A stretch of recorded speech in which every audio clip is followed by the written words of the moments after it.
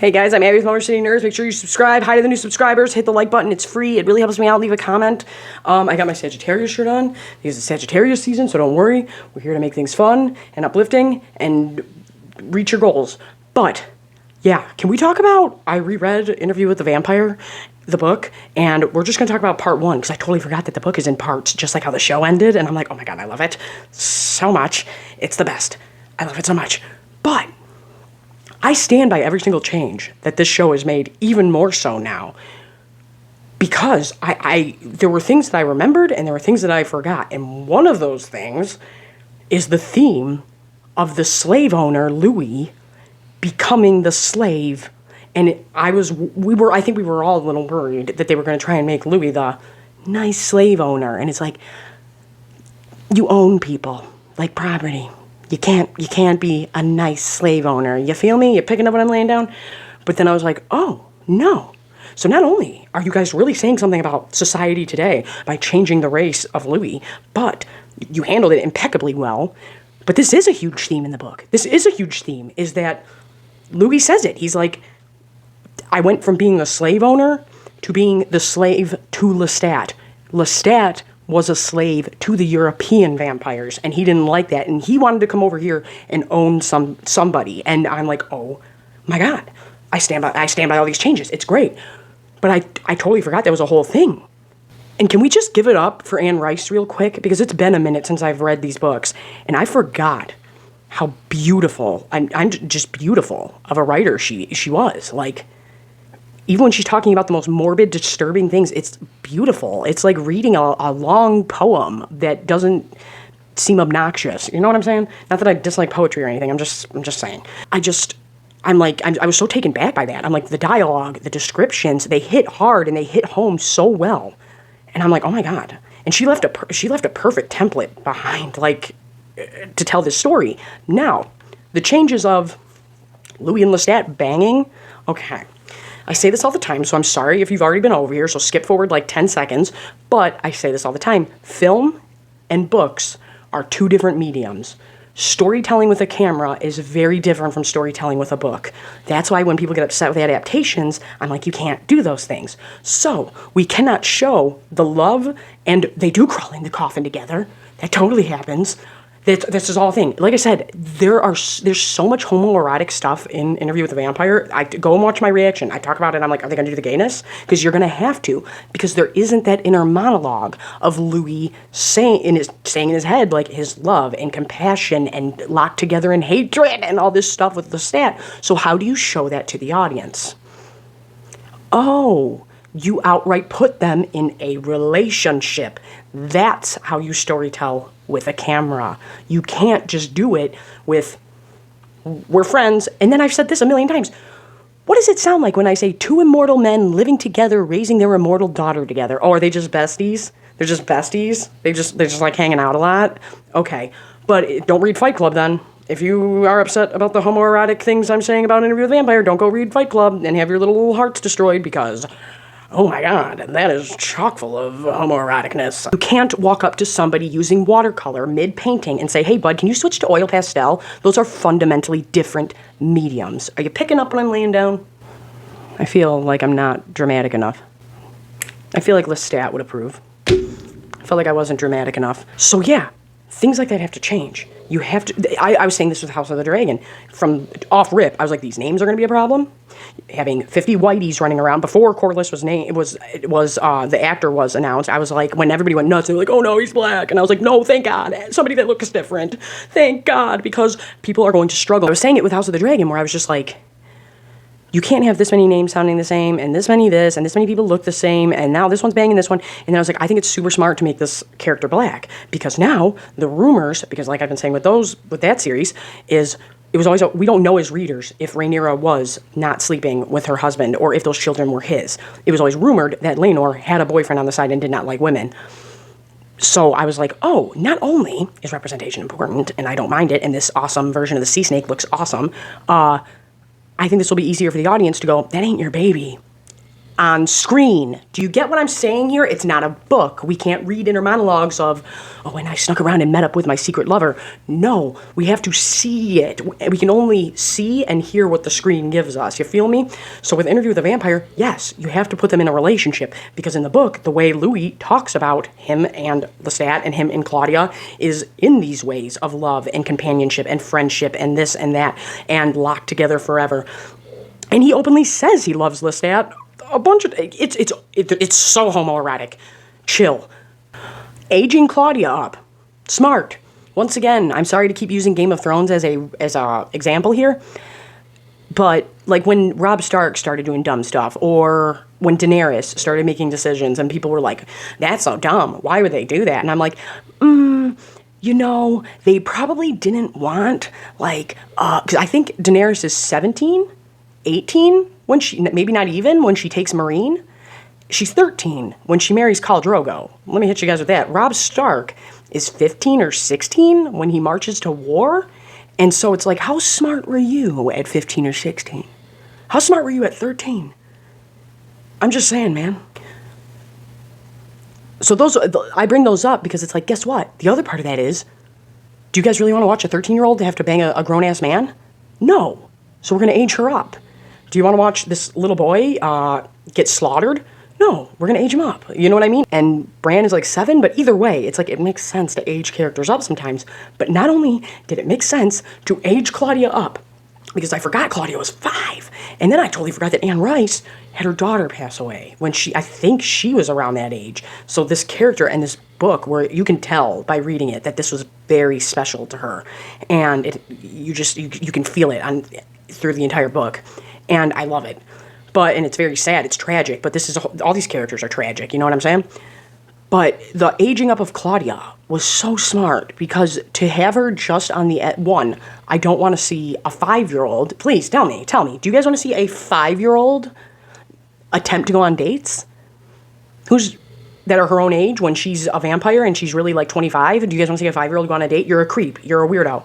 But not only that, on film, having her be just before puberty, I personally feel like makes it even more heartbreaking, because it's like, you could have waited. Well, when she says it, she's like, I could have lived, I could have had a life, I was still breathing, you did this to me out of your own selfish reasons.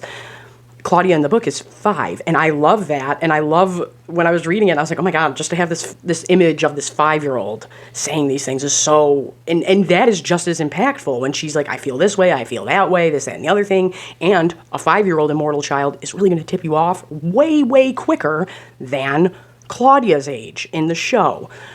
So they get to stay in New Orleans and stuff a bit longer in the show because of that, I feel like, because eventually someone would really catch on. And also, the dynamic between Lestat, Claudia, and Louis, flawless in the show compared to the book. And so many things were taken right off the page.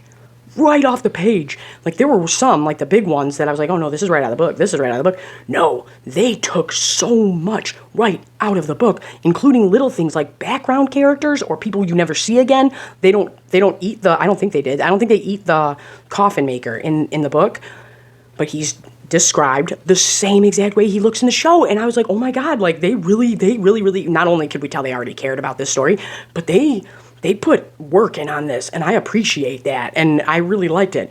But yeah, I know a lot of people had an issue with the aging up of Claudia. I do not, because like I said, I don't want to see a 5-year-old questioning their sexuality. I don't want to see a 5-year-old talking about their gonads and trying to go on dates with probably creeps or something weird. I don't want to see that, you know what I'm saying? So by making her on the edge of it, I really liked that, and I really, really liked that. And the adding in of Bruce and this brutal attack that happens to her, I really loved that too. And not loved it, god, that sounded bad, but it adds even more tragedy to Claudia as a character. And like I said, on film, we need that, because we don't have the 5-year-old Claudia saying certain things that she feels in the book. We have a different Claudia, and that's okay because it's an adaptation. But I love this Claudia. I love this Claudia in the show. She's so good. But yeah, having her say like, what? I'm never allowed to be with anybody. I am feeling so conflicted and down and messed up about that. It's heartbreaking. But to just be on the edge of like, if I would have just been a little bit older, and could have a relationship with somebody, this could be totally different. You know what I'm saying? And that on screen, I feel like really hits hard, especially when Bruce comes in and we have him being a gross McGross, you know? But I did like that change because, like I said, not only does it remind her that, no, there's other vampires out there, now she knows where to continue to look after doing her research, and on film, it all works perfectly. The train stuff, that don't happen. Loved it. Great. It was a great little change of like, do you want to know what? I'll just try to dip first, and then Lestat brings her back. And it's because of Louis, not because he cares about her anymore.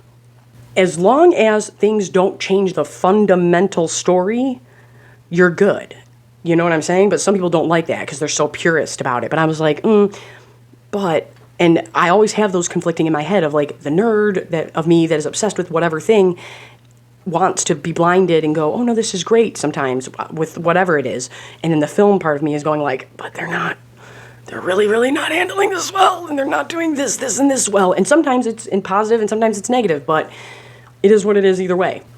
But the attack with Bruce being added in, it really worked. It worked. It worked fundamentally for storytelling with a camera. It worked for this story. I did not mind the change because not only does Claudia have to question, like, I'll never be able to have a relationship, I'll never be able to sleep with anybody, I'll never be able to be intimate with anybody, but it's like somebody did that to you anyway. Somebody did that to you anyway. And not only did they do that to you, it wasn't nice. Let's putting it mildly. You know what I'm saying? So I felt like they took all of the Claudia trauma from the book and added that in to the show so that it was that extra oomph of her not being 5 years old. Does that make sense? But what other changes were people crying about? Oh, I totally forgot that Lestat does make another vampire. It's not Antoinette, but it's a young man that starts getting pissed off looking for Lestat, and he's kind of the one that helps Lestat survive. And, well, never mind. You guys know what I'm saying. But I totally forgot that he made another one. Or, like, attempted to. Yeah, no, he made another one. And Louis and Claudia are like, there's another one of us around. And we're like, oh, my God. Lestat's been hanging out with this guy, changing him, whatever. And then he's really looking for Lestat and getting pissed off with Louis and Claudia and wants to go to beef and wants to start some beef with them. I totally forgot about all that. But I liked the switch up. And like I was saying with the Antoinette stuff, flip-flopping that out for Antoinette, I really didn't mind. Because Lestat in the book, in the original movie, in the show, has said several times, I don't discriminate. I like men and women both. Whatevsies. So I liked it switched to Antoinette. I did like that. And I loved the finale and the switch to Mardi Gras. Now, can I just go down a rabbit hole really quick? There are things that I love. And one of those things, well, a few of them, history, mythology, tradition, these things that have been passed down from all of our ancestors. And one thing about America that's different from everywhere else is that I can go 4 or 5 states over and go to a totally different experience that I've never even heard of before or seen before, and a tradition that they've been doing forever. Like this, and I know I'm going to pronounce it, is it Roosh? But it's spelled R-E-X. Now Rex, that's why T-Rex is the king, because it's the biggest and the baddest. Rex, I believe, is Latin for king, or another dead language for king. I just know Rex is a big deal. And one that fit Lestat's character very well. I liked the switch up of it not being the twins, because like I said, fundamentally with the storytelling with the camera, I liked that twist. But outside of that, they didn't, outside of making it the Mardi Gras and the party and all this stuff, which I loved all of that, having Antoinette come in to this massacre and changing it from this young man who eventually starts coming to look for Lestat because he hasn't seen him in a minute, I think that is way more, I think the Mardi Gras over-the-top party is way more on-screen fun to watch than a young man knocking on your door 4 times before he is like, no, I'm here to mess your day up. But this is what I mean about the mythology and everything like that. In the book, when Louis is talking about, and in the movie, he talks about this. He says, the slaves that we had and these people brought over, they were still, because in the book, Louis is really going hard about, no, I am a Frenchman. I don't like that they did the Louisiana Purchase. That pissed me off. This, that, and the other thing. This is how I identify. And he starts talking about how the slaves that they own are closer to their roots and traditions than the other slaves of the South in that time. And I always really, like I said, we have vampires, we have chupacabras, we have all these different myths and legends that are almost the same, but from all over the world with all different things about them. You know what I just think that's fascinating. And then they just get passed down. And then so they have their way of warding off evil. And they are the ones, and I also like that little wrinkle too. And I always took it as, these people that are seen as beneath you because they are slaves, but they're people, are the ones that are the first ones to pick up on your devilry BS. And they have their own way of dealing with that, and they have their own traditions of dealing with that. And Louis even says, he's like, they're chanting and singing. It made me nervous and scared sometimes because I knew they knew what we were and all this stuff. And it's like, I just find that fascinating. I really do. And then I went down the rabbit hole because Kellhound, I don't know why. Kellhound has been here since the beginning. She's one of my favorite subscribers. I love her comments. Thank you so much for being here. I appreciate it. She's from New Orleans.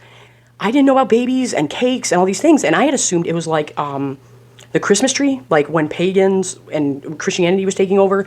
And they were like, well, do you want to what? We'll let you guys keep your Yuletide Christmas tree pagan stuff. But let's add lights and stuff to it for Jesus. And we'll meet in the middle so we have a compromise. I assumed that's what the baby thing was at Mardi Gras, because Mardi Gras, Fat Tuesday, is to be gluttonous before Lent, which is the 40 days Jesus walked through the desert with no food or water, and that's why you're supposed to give something up. But I assumed that was why it was a baby. And some people say that, but other people say, and like I said, I went down a whole rabbit hole, say that, no, this was something the Romans did, and then it went from being a bean as a symbol of life to a little baby. And it's a whole thing. And I was like, oh my God, this is so cool. And that's the other thing that I really love, because America is the only place in the world like this. And I feel like we need to celebrate it more. Is like, I can go 4 states over and go to a totally different experience and see a totally different tradition that this place has done forever that I had no idea about. I didn't know about Mardi Gras king or queen and babies and floats. I didn't know nothing about it. And now I'm like, oh my God, this is so interesting. And then, like I said, it goes all the way back to Romans and this and that. I was like, that's wild. And it's the same thing with, I always say this, I go, you guys know how people use the term like dragged for filth now, which is taken from drag your name through the mud, which goes all the way back to when Achilles dragged Hector behind his chariot and dragged him through the mud, desecrating his body, disrespecting him, and making a spectacle of it, and going, yeah, look at me disrespect you in front of everybody. You know what I'm saying? So it's like, it's crazy to me how those things can go all the way on, but I always really liked how Anne Rice made a point to put that in her story, and in the movie, I like the way they handle it too. But like I said, in the show, we jump forward in time, but even the time jump works, because I think that works even more on film, and it adds to it. I don't think it takes anything away from this story, and I love it. But I can already tell that people might argue, like, well, they only did it so they could do this. And I was like, well, maybe they did it so that they could maybe touch on more than one subject and shed light on situations that are important, like gross segregation and people being treated like second-class citizens because of the color of their skin and things like that. And if you don't like that, kick rocks. You don't have to watch this show with us because it's the best show on TV, and I stand by that. I love House of the Dragon. I'm not saying any of these shows aren't good. This is the best show on TV, fundamentally speaking, with or without me reading the book. But yeah, part 1 of Anne Rice's interview with the vampire book, the show is pretty spot on with it. I mean, yeah, there's some changes. Claudia's age, the Mardi Gras stuff, the party, them actually kissing. Oh no. But you have to do that because we have to see it. We don't hear Louis constantly thinking like we do with the book. You feel me? And I think changing Louis's race, and yeah, that's saying something. Especially after rereading it. I'm like, no. The slave owner becoming the slave, and then Claudia constantly saying in the book and in the show, we are slaves to him, Louis.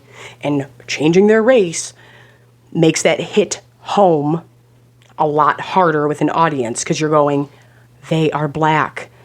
Black people were slaves and treated like shit, and not treated like shit. I can't even say that. There are no words for slavery. Okay? There are no words for what happened.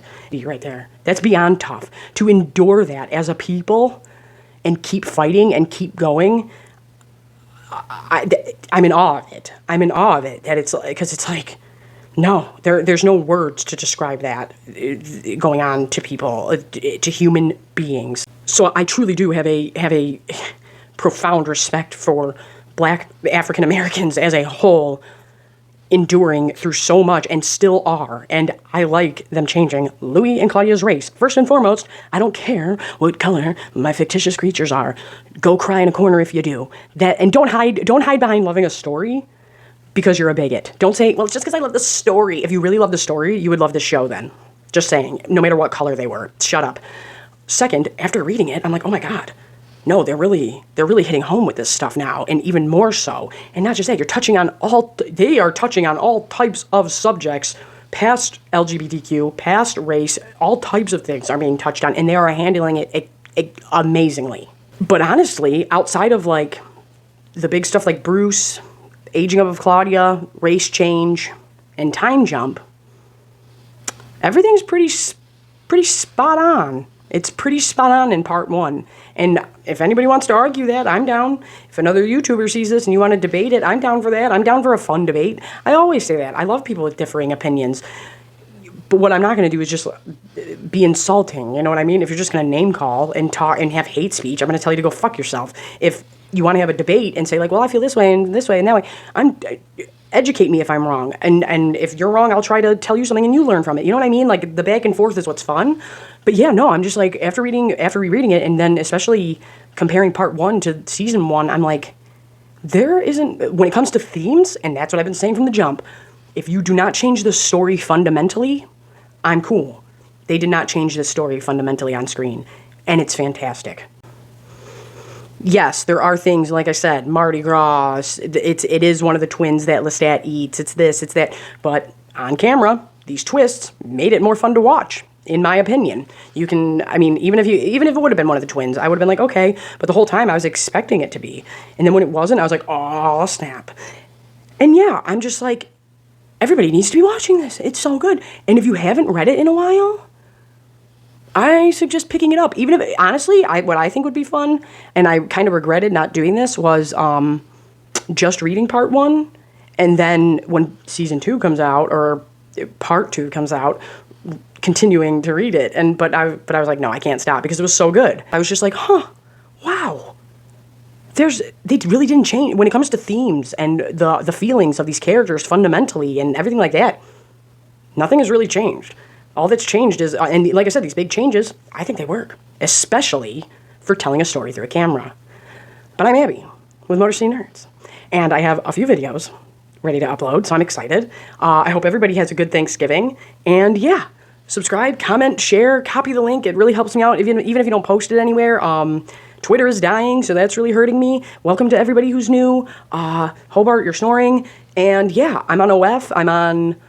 what else? Instagram, everything. I don't know. That's all down below, and I'm there. So yeah, there's a Facebook page. I have a Discord I'm thinking I need to shut down and restart, because there's people that I do not trust no longer having access to running that. So yeah, might start up a new Discord.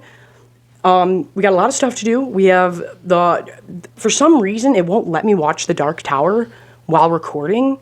So I'm going to have to, as I always do, make it work with duct tape and adapters and janky things. So we are going to do the Dark Tower live watch, but I've tried to do it twice now, and it's just, it's not really working very well.